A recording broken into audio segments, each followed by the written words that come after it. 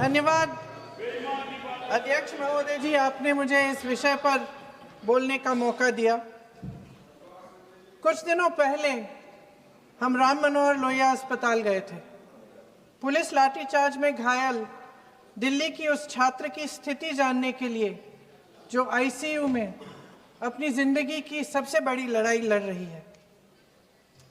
हमसे कुछ ही समय पहले आदरणीय स्वास्थ्य मंत्री जी श्री जेपी नड्डा वहां गए थे और उनसे कुछ समय पहले अन्य नेता भी गए। जब तक हम वहां पहुंचे, उस लड़की की मां नेताओं के आने जाने से गुस्से में थी। सुन लीजिए, सुनिए, किसी की पीड़ा का मजाक नहीं उड़ाते। किसी कोई भी हो, किसी की पीड़ा का मजाक नहीं उड़ाते। आप संसद में बैठे हैं, निशिकांत जी आप बना रहे हो। जब तक हम वहां पहुंचे, उस लड़की की मां नेताओं के आने जाने से गुस्से में थी। किस लिए आए हो? उसने आईसीयू के दरवाजे के बाहर खड़े होकर हमें पूछा। हमारे सामने कांपते हुए हाथ जोड़े कहने लगी कि धन्यवाद आप आए हैं, ठीक है, मगर मुझे किसी से नहीं मिलना, मुझे किसी से बात नहीं करनी। महोदय, उस मां की पीड़ा से उसका पूरा शरीर कांप रहा था, लेकिन उसने दृढ़ आवाज में कहा, सुबह से बड़े बड़े लोग यहां आ रहे हैं, एक के बाद एक वीडियो बना रहे हैं।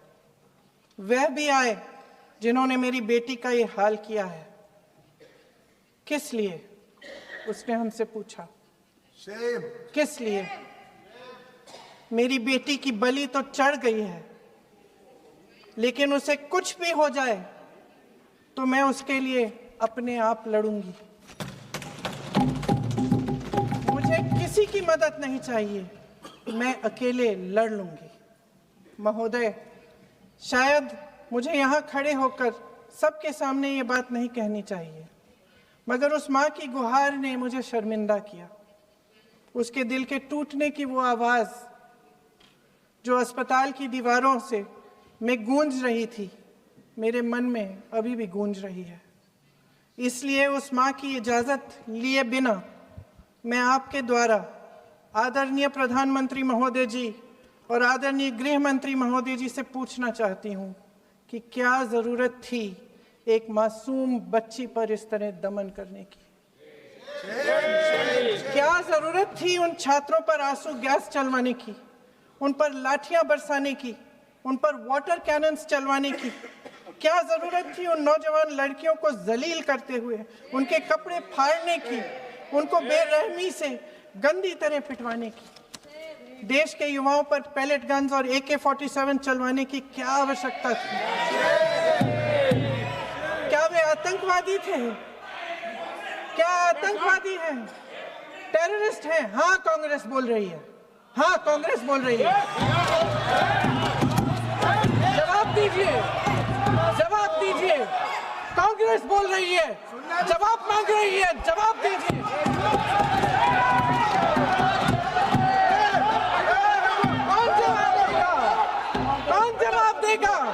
गृह मंत्री जी जवाब देंगे। किसने ऑर्डर दिया? किसने ऑर्डर दिया पैलेट गन्स चलाने के लिए? किसने ऑर्डर दिया? आपके माध्यम से मैं पूछती हूं अध्यक्ष महोदय, किसने ऑर्डर दिया? प्रधानमंत्री जी ने दिया? गृह मंत्री जी ने दिया? जवाब देंगे? पूरा देश पूछ रहा है, सिर्फ कांग्रेस पार्टी नहीं पूछ रही है, पूरा देश पूछ रहा है। अध्यक्ष महोदय, देश के माता पिता पूछ रहे हैं, छात्र पूछ रहे हैं, अध्यापक पूछ रहे हैं, पूरा देश आज ये पूछ रहा है। और आपकी जिम्मेदारी बनती है कि आप इस सवाल का जवाब दें। क्यों डरते हैं आप इस देश के नौजवानों से? क्यों डरते हैं आप इस देश की बुलंद आवाज से? और उस आवाज को दबाने का हक आपको किसने दिया है? महोदय, ये सदन यहाँ बैठे हुए सांसदों की जागीर नहीं है, ये इस देश की अमानत है। यहाँ बैठे हम सब, इस देश की जनता, इस देश के युवाओं, बुजुर्गों, गरीबों, अमीरों और सब धर्मों, सब वर्गों के देशवासियों के सेवक हैं। हम उनके प्रतिनिधि हैं और ये सत्ता हमें उन्होंने ही दी है।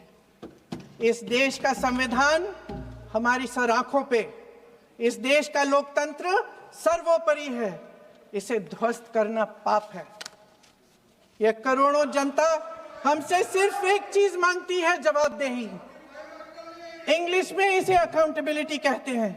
हमें सत्ता देकर, हमें यहां तक लाकर सिर्फ उसकी ये गुहार है कि जो हम करें उसकी भलाई के लिए करें, और अगर उनके साथ अन्याय हो तो हम उनके प्रति जवाबदेह बने और उन्हें न्याय दिलवाएं। पिछले दिनों हजारों बच्चे सड़क पर उतरे। उन्होंने अपनी पीड़ा व्यक्त की। गांधी जी के दिखाए हुए रास्ते पर अहिंसा और सत्य को अपने दिलों में रखते हुए, गाते, मुस्कुराते हुए शांतिपूर्वक प्रदर्शन किया। लोकतंत्र के सबसे पवित्र सिद्धांत के तहत उन्होंने अपनी आवाज उठाने का अधिकार कायम किया। ये उस भारत के बच्चे हैं जो गांव में रहते हैं, जो महानगरों में रहते हैं, जो छोटे कस्बों में, छोटे शहरों में रहते हैं, जहां माँ अपने गहने बेच देती है, पिता अपनी जमीन गिरवी रख देता है, एक परिवार अपनी पूरी जिंदगी की कमाई बच्चे के सपने पर खर्च देता है। और अब उन्हीं बच्चों को लगने लगा है कि आज इस देश में मेहनत से ज्यादा बेईमानी मायने रखती है, मेरिट से ज्यादा पैसा मायने रखता है। तब सिर्फ एक छात्र नहीं हारता, उम्मीद हारती है। इन परेशान बच्चों ने अपनी उम्मीदें आपसे साझा की। उनकी मांगे क्या थी? कि पेपर लीक करके उनके साथ जो बार बार अन्याय किया जा रहा है उस पर कार्रवाई की जाए, कि जो सिस्टम उनके भविष्य को कुचल रहा है उसे सुधारा जाए, कि जो माफिया उन्हें घेरे हुए है उसे हटाया जाए, कि जिस मंत्री के कार्यकाल में यह सब हुआ वह इस्तीफा दे, कि उन पर बर्बरता करने वालों पर कार्रवाई की जाए और उसके लिए माफी मांगी जाए। बस यही उनकी मांग थी ना, कि जो शिक्षा और स्वतंत्र अभिव्यक्ति का अधिकार उन्हें संविधान ने दिया है उसे कायम रखा जाए। महोदय, हमारे एजुकेशन सिस्टम में कुछ समय से बहुत खामियां भर चुकी हैं। बच्चों पे जो प्रेशर डाला जाता है उसकी वजह से सैकड़ों बच्चों ने आत्महत्या कर डाली है। उससे भी ज्यादा बच्चे डिप्रेशन में डूब रहे हैं। परिवारों पर बच्चों को पढ़ाने लिखाने के लिए घूस, capitation fees, tuition fees, coaching fees आदि के घिनौने दबाव हैं। लोन लेने पड़ते हैं, सामान बेचना पड़ता है और उसके बावजूद कोई गारंटी नहीं कि उनके बच्चों के भविष्य मजबूत बन पाएंगे, क्योंकि बेरोजगारी चरम पे है। इस सरकार ने रोजगार पैदा करने वाले सभी सेक्टर्स को लगातार कमजोर किया। एग्जामिनेशन सिस्टम खुद फेल हो गया है। पिछले दशक में 152 पेपर लीक हुए, 750 करोड़ छात्र प्रभावित हुए, मगर एक भी दोषी, एक भी माफिया को सजा नहीं।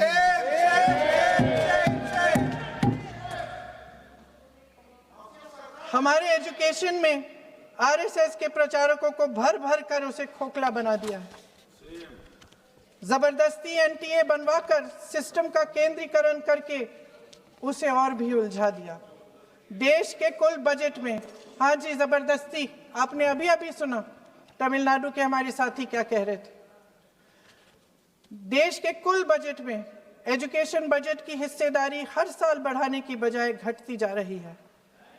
1.4 लाख करोड़ रुपया का पूरा बजट एजुकेशन बजट है और 1.32 लाख करोड़ सिर्फ नीट देने वाले 22 लाख बच्चों के परिवारों से हर साल खींचा जाता है।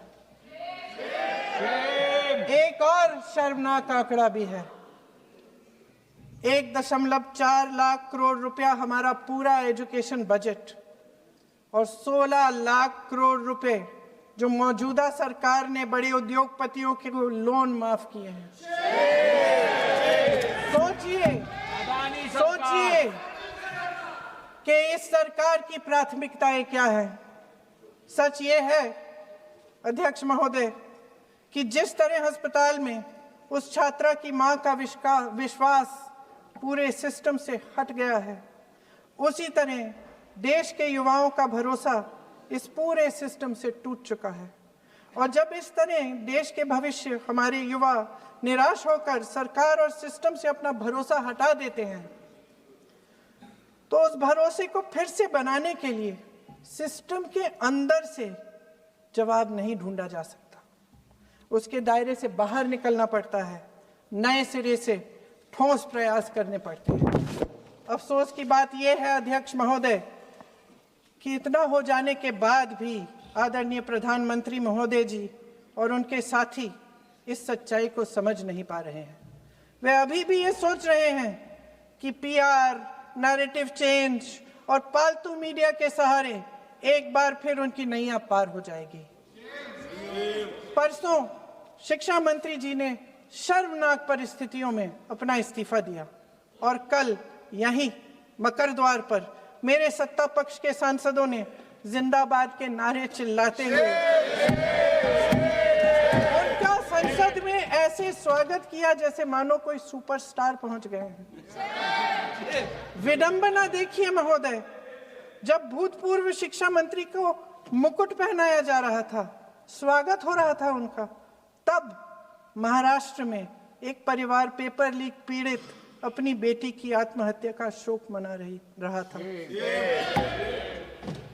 आपकी सरकार ने देश के करोड़ों छात्रों को क्या संदेश दिया? आपको किस बात का गौरव है, किस बात का अभिमान है? ये कौन सा अहंकार है? जहां आंखों में शर्म होनी चाहिए, वहां बेशर्मी और स्वागत के नगाड़े बजाए रह रहे हैं। एक तरफ मातम है, दुख है, यहां फूल माला डाल रहे हैं। कोई आप पर कैसे यकीन करे? प्रधानमंत्री महोदय जी ने नया शिक्षा मंत्री चुना, एक ऐसे व्यक्ति को इस पद पर आसीन किया जिसने एक गर्भवती महिला के बलात्कारियों की रिहाई पर अपनी सहमति व्यक्त की, खुशी जताई। देश की करोड़ों लड़कियों को प्रधानमंत्री जी ने इससे क्या संदेश दिया? सर, अखबारों में है सर, जो प्रहलाद जोशी जी ने बिल्किस बानो के बलात्कारियों की रिहाई पर जो बयान दिए, उसका प्रमाण मैं आपको दे दूंगी, मैं भेज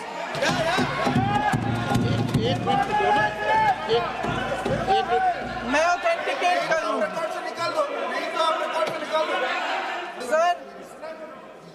sir, here is a newspaper article. Sir, अरे आपने पूरा बुक ले गया है, आपने बुक ले गया सकता है।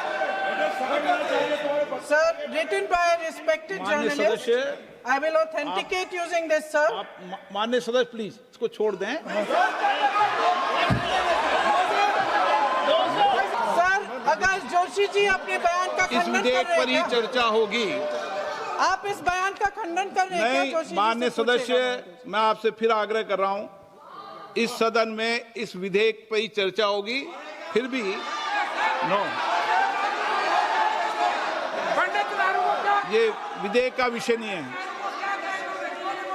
आप नो, आप बोलो तो विधेयक पर बोलो, ये मेरी अपेक्षा आपसे। प्लीज छोड़िए, ये रख दो। इस विषय को छोड़िए।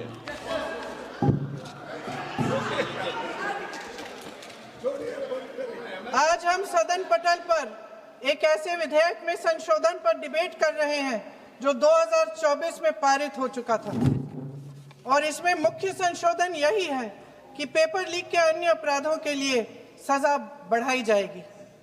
मगर जब से ये विधेयक पारित हुआ, तब से अब तक इस सरकार ने एक भी अपराधी को सजा नहीं दी। आपने देखा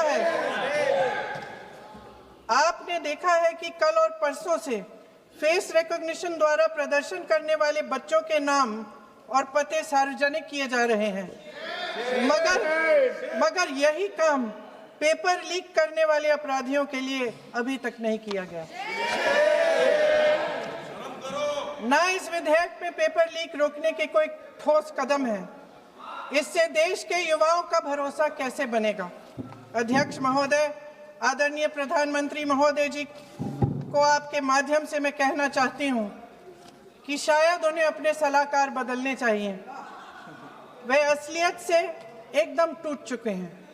नई नई कमेटियां बनाने से काम नहीं चलेगा। उनका अध्यक्ष चाहे कोई भी हो। राधा कृष्ण कमेटी भी व्यवस्था में सुधार लाने के लिए बनी थी। आज तक उसकी एक सिफारिश लागू नहीं हुई है। और इस नई कमेटी में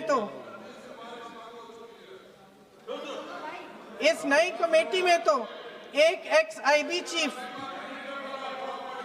अरे बात फिर चिल्लाएंगे, एक एक्स-आईबी चीफ, एक आईटी कंपनी के मालिक और एक गौमूत्र के विशेषज्ञ भी हैं।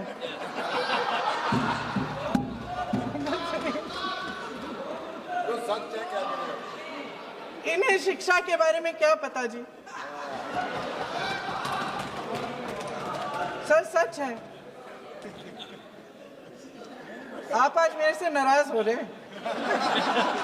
बस मुस्कुरा लीजिए। वो आपने भी चुनाव लड़ा।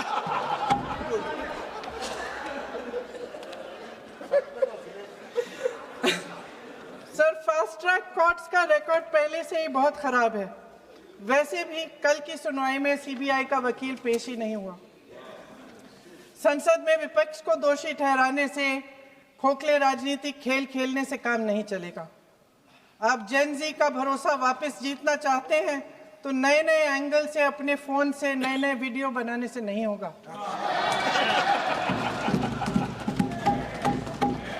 प्रधानमंत्री जी को कैमरे का एंगल नहीं, दिल का एंगल बदलना पड़ेगा।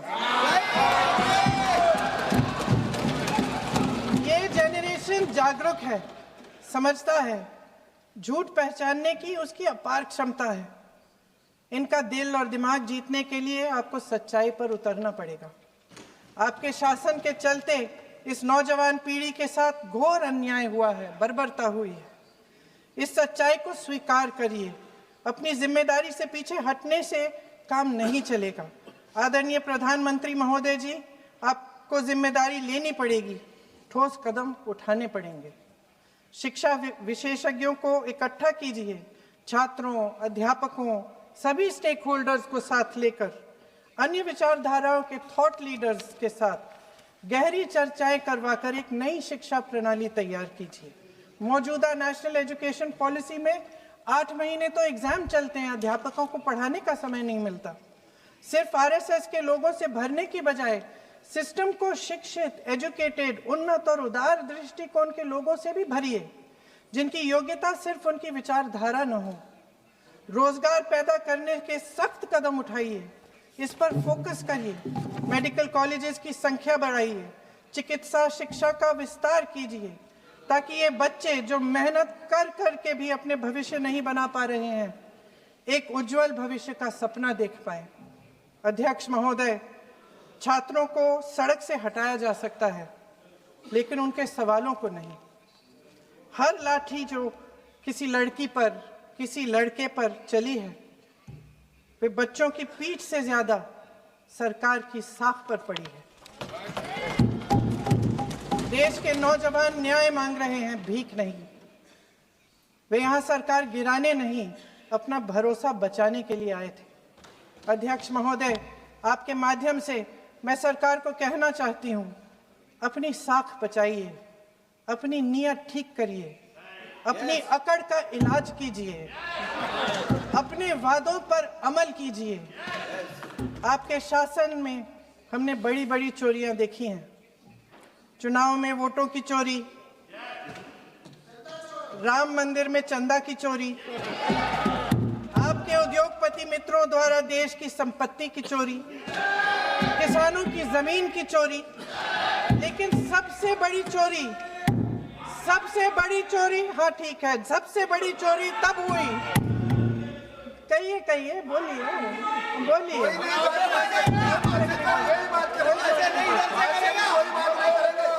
सुन लीजिए, शांति से सुन लीजिए, शांति से सुन लीजिए। आपको मौका मिलेगा, आप जितनी भी चोरियों की बात करना चाहते हैं आप कर लीजिए, अभी मेरा समय है। सबसे बड़ी चोरी तब हुई जब देश के नौजवानों के भविष्य, उनके सपने चुराए गए। भविष्य की चोरी, सपने की चोरी किसी भी चोरी से कहीं बड़ी होती है महोदय। अगर देश का युवा निराश हो जाए, अगर देश का युवा निराश हो गया, उसकी उम्मीद टूट गई, तो सबसे बड़ी हार भारत की हार होगी। और हम कांग्रेस और विपक्ष के लोग जान दे देंगे, मगर भारत की हार नहीं होने देंगे। जय हिंद। सर अब तो मुस्कुरा लीजिए, भाषण खत्म।